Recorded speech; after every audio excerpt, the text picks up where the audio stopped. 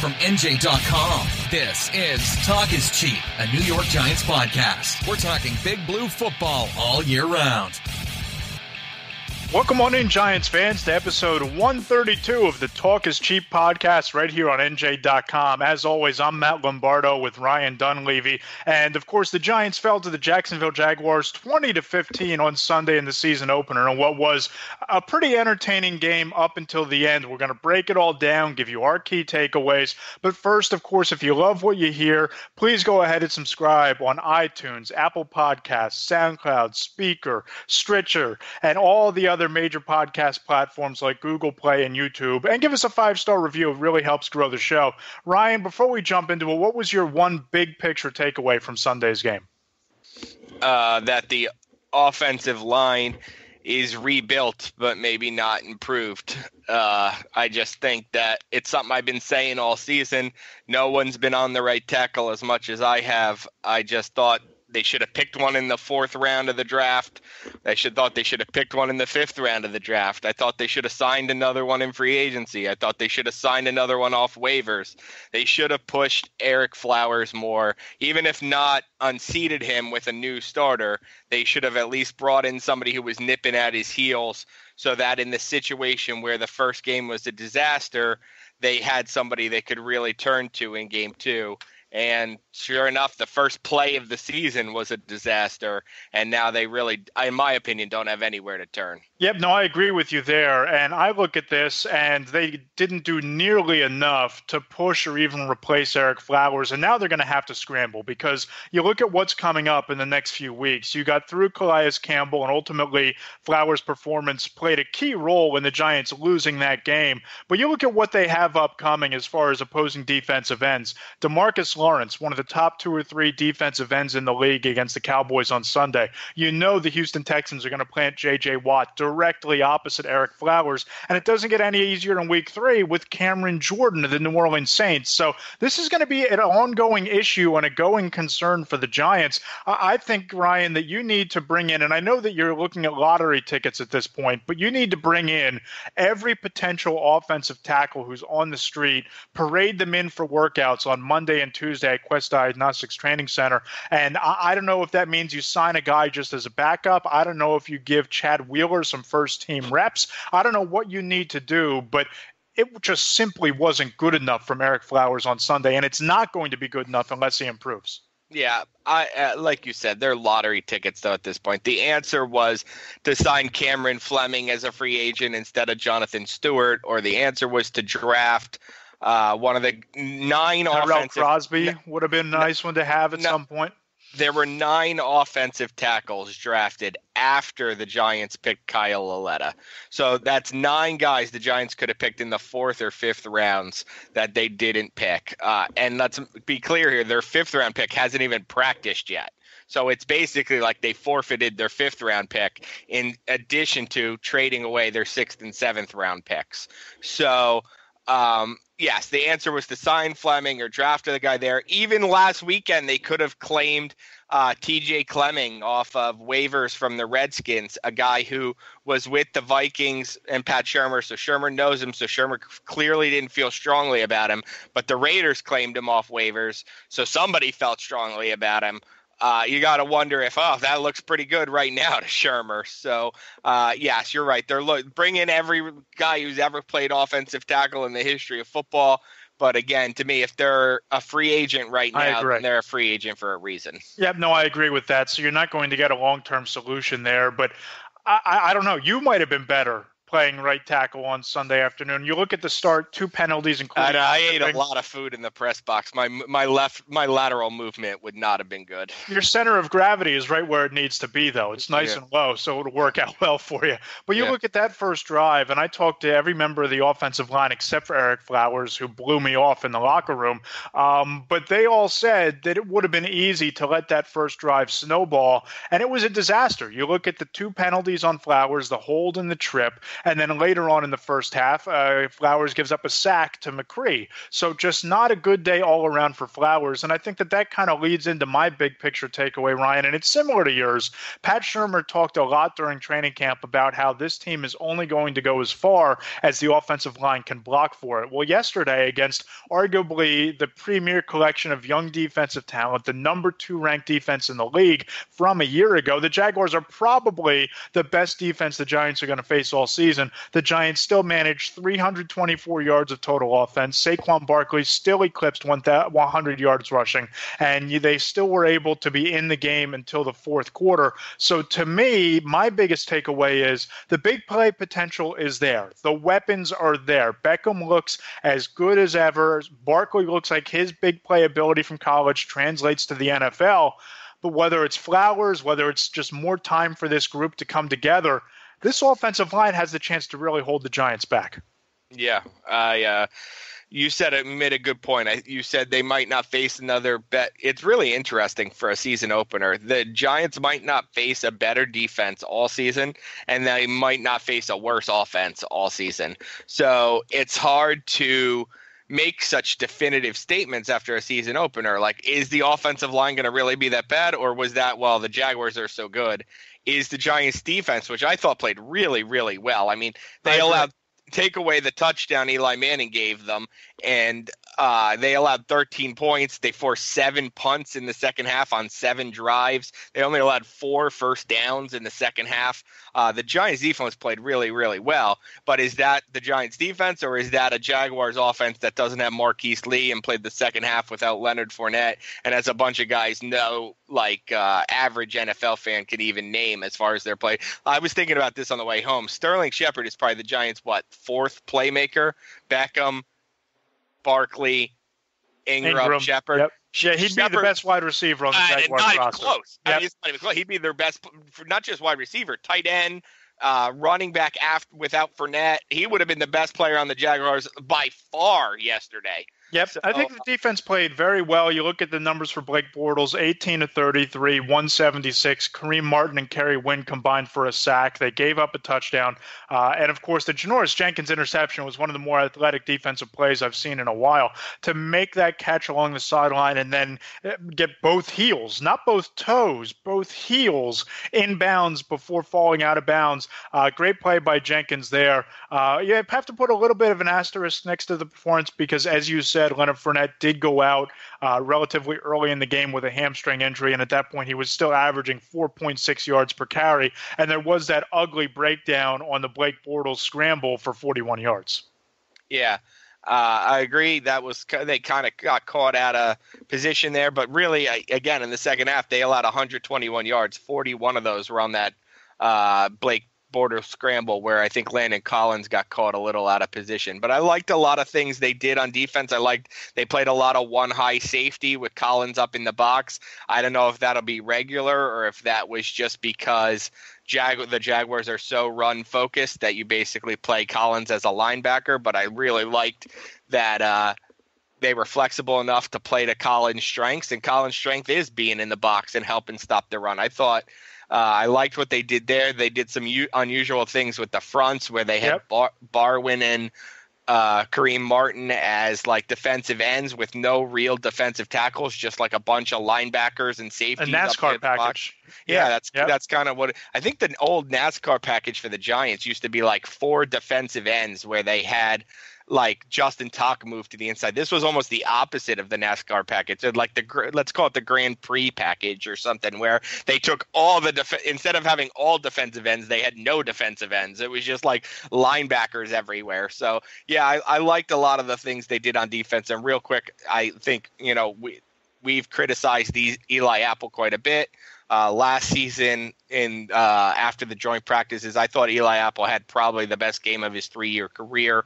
I don't know if it's a sign of things to come, but if it is, if Eli Apple's going to play like a first-round pick, and that's what I thought he played like yesterday. Yep. He played like a first-round pick. If he's going to play like a first-round pick with Pro Bowlers Jenkins and Collins in the secondary, then the secondary instantly goes from big question mark to team strength.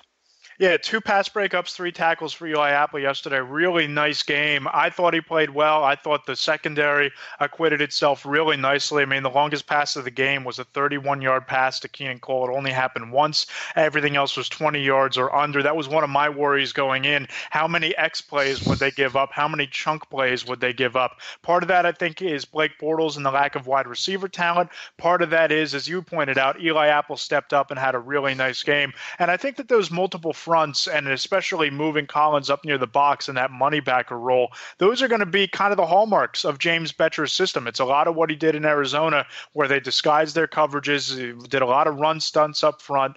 I think that's going to be a new wrinkle to a Giants defense that needed that after the lackluster performance of a year ago. Yeah, I agree. I agree completely. I think there's a lot for the defense to take away from that game.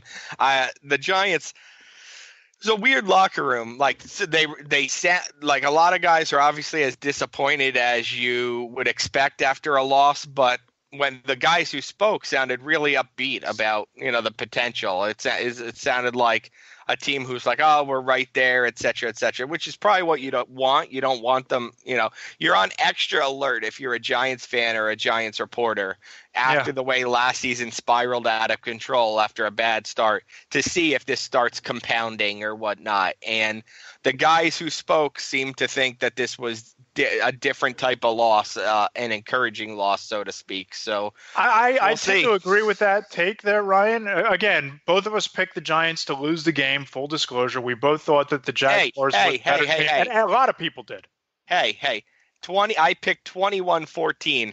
The final score was 20-15. You don't get much closer. You don't get much closer than that. I'm sorry. Attaboy. I had 26-20, but you were much better there. Helmet sticker to you. But some things to really like. They average 5 yards per carry, and I know that a lot of that is helped by the 68-yard touchdown run by Saquon Barkley, where he basically made 3 people miss behind the line of scrimmage, and then it was off to the races. So you average 5 yards per carry. Eli Manning in the passing game against a really good secondary and a really good front seven. I thought he missed some opportunities to Odell Beckham Jr. down the field that might have been able to turn the tide of the game, but 23 of 37, 224, and he did have that tip ball interception, but I think that's more on Patrick Omame for missing a block and letting the guy in there. But let me ask you this, Ryan, because this is something I noticed. I didn't think that Eli Manning looked all that comfortable with the little screen passes and dump-offs to Saquon Barkley. I thought he looked much better with the passes over the middle of the field between the hash marks, even going to the sideline, than he did on those dump passes to Barkley, either in the backfield or near the line of scrimmage. And one of them was tipped and intercepted for a touchdown.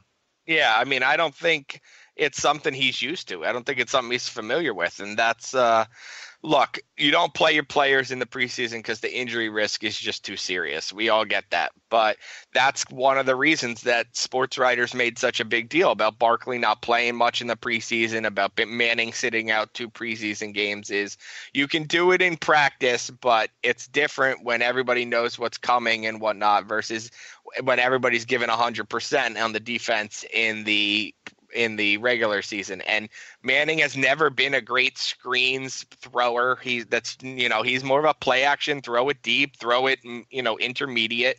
Right. And you're right. I agree with you. I don't think he looked super comfortable on that, which is, alarming because that's a lot of what Pat Shurmur's offense is. It's designed for, a 70% completion percentage. And Manning is, even when we've asked Eli about, what do you think of your completion percentage will be? And what do you think of this offense? Manning every single time is quick to add, but I still think you got to take shots down the field because that's what he wants to do. And Saquon Barkley, that's kind of the hallmark of his skill set. As much as he's an electrifying runner and a home run threat like we saw on Sunday, it's what he brings you in the passing game on the wheel routes and the screen passes. He averaged 11.5 yards per catch at Penn State. You look at him yesterday, 6 targets, only 2 catches, 22 yards, averaged 11 yards per catch. So right on par against the best defense in the NFL. And we gave you the helmet sticker a couple moments ago, Ryan. We talked about on the Friday pregame pod that what would be a successful debut for Saquon Barkley would be 130 yards of total offense and a touchdown. And sure enough, 16 for 106 on the ground with a touchdown, 22 receiving yards. He wound up with 128 all-purpose yards against the Jaguars. There you go. I think you check the box for a successful debut for the young rookie. Yeah, and a good prediction by you. Real quick, can we agree on this, Matt?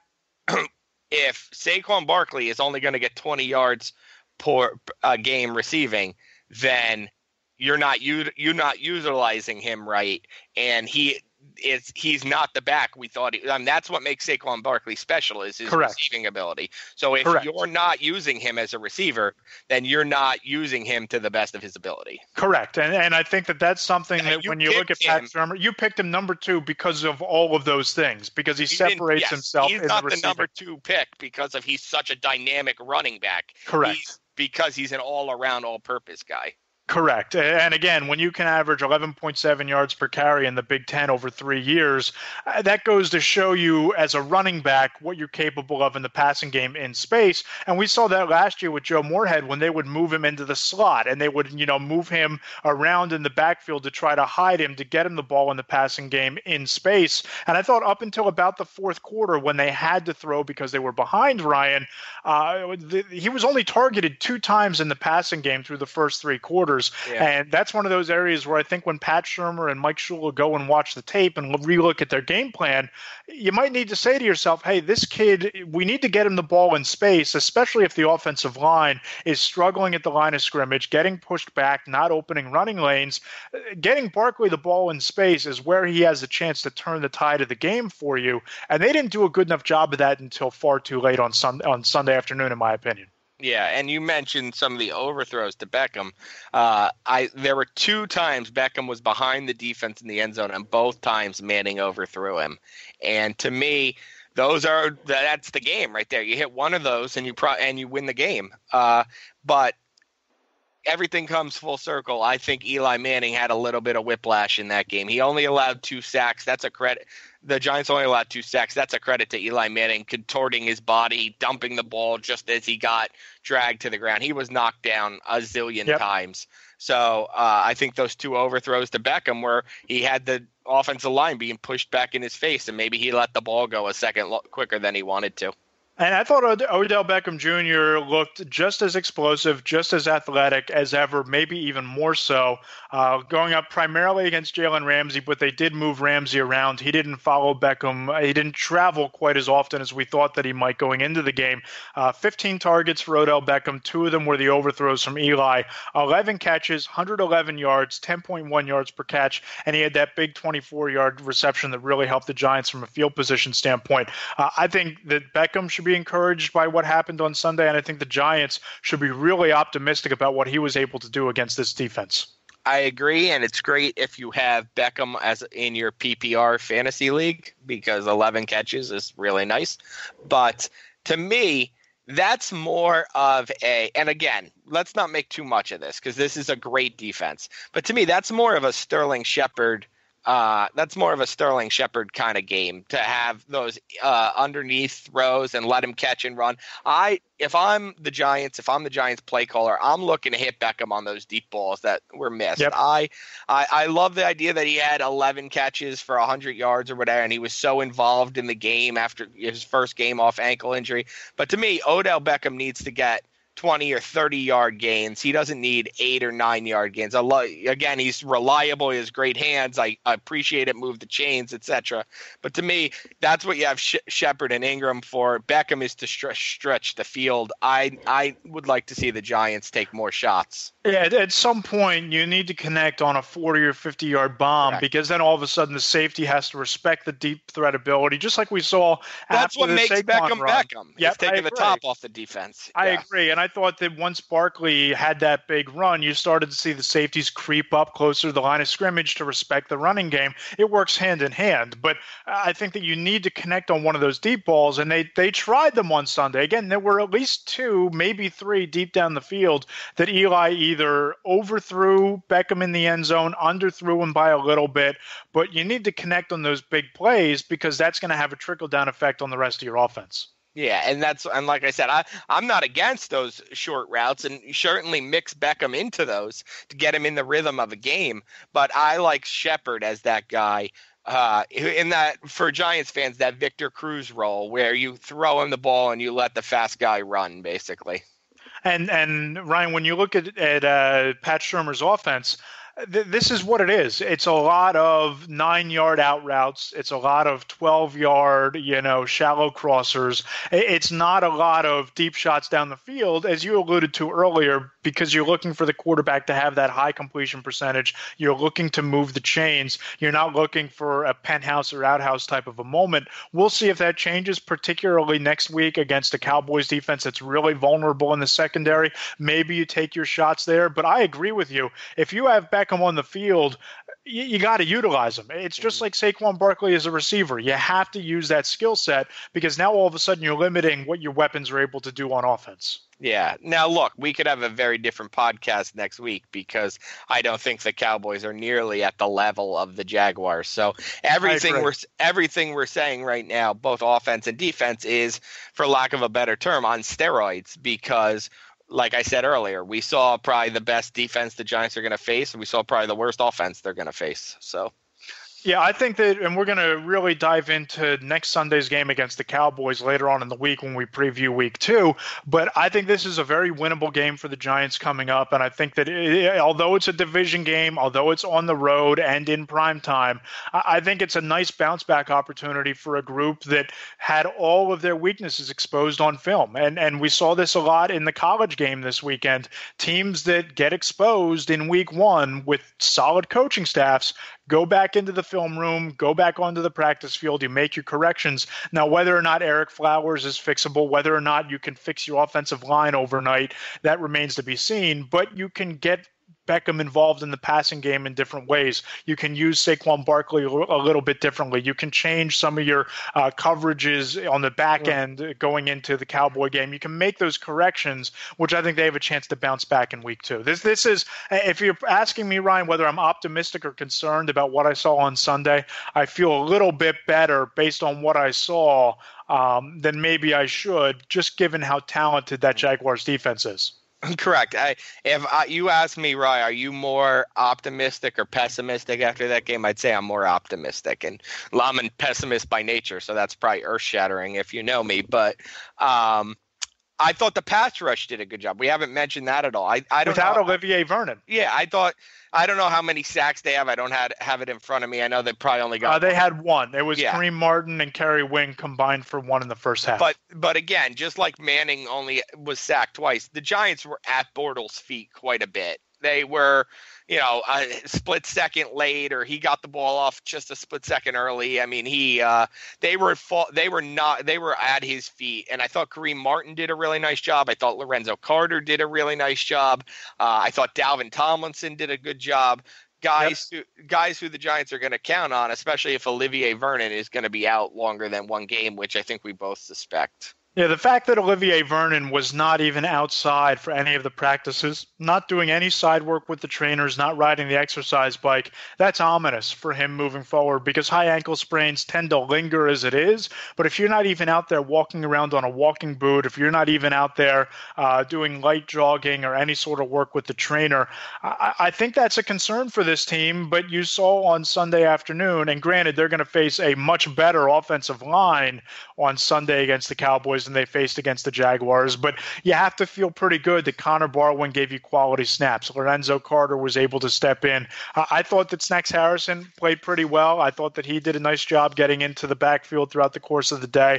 He wound up with 6 tackles, 1 tackle for loss. So, I mean, you got what you needed out of your front 7 without their best player and arguably one of their 2 or 3 best defenders. Yeah. We mentioned Vernon's injury. Just to update Gallman, I talked to him after the game in the locker room. He said just being safe with everything. He expects to play next week. He said with Stewart behind him, there was basically no need to rush him back onto the field. Barkley, Stewart. So He thinks he'll be ready to go. I thought he was walking with a slight limp, but reporters always look into that kind of thing. So I'm sure everybody walks with a slight limp after playing a football game. So, Ryan, we started this podcast with our one big picture takeaway. What's the one thing that you think can be corrected by the Giants going into Sunday afternoon? Sunday night, rather. I don't think it's right tackle. I don't think you can correct that. Like I said, like I ranted about earlier, I think the time to correct that has passed.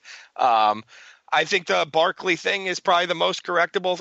Get him the ball, as a pass receiver. I think that's probably the most correctable thing. I mean, if you take away that 68-yard run, Saquon Barkley's debut does not look good. And I don't think that's because of Saquon Barkley. I think the Giants haven't had much push offensive line wise all preseason either as a offensive line. They were better in the preseason as a pass blocking offensive line than a run blocking offensive line. So I think getting Barkley the ball in other ways is probably the most correctable because you need him to make a bigger impact than whatever he had prior to that 68-yard run. And let's be clear about something. That's a little bit of what Saquon Barkley is. Correct. You and I have both seen tons of him. He is not a push the pile Leonard Fournette 5 yards every time he touches the ball. Saquon Barkley is going to average 5 or 6 yards per carry this season, whatever it is, 4.5, 5 yards, because he's going to go 2, -1,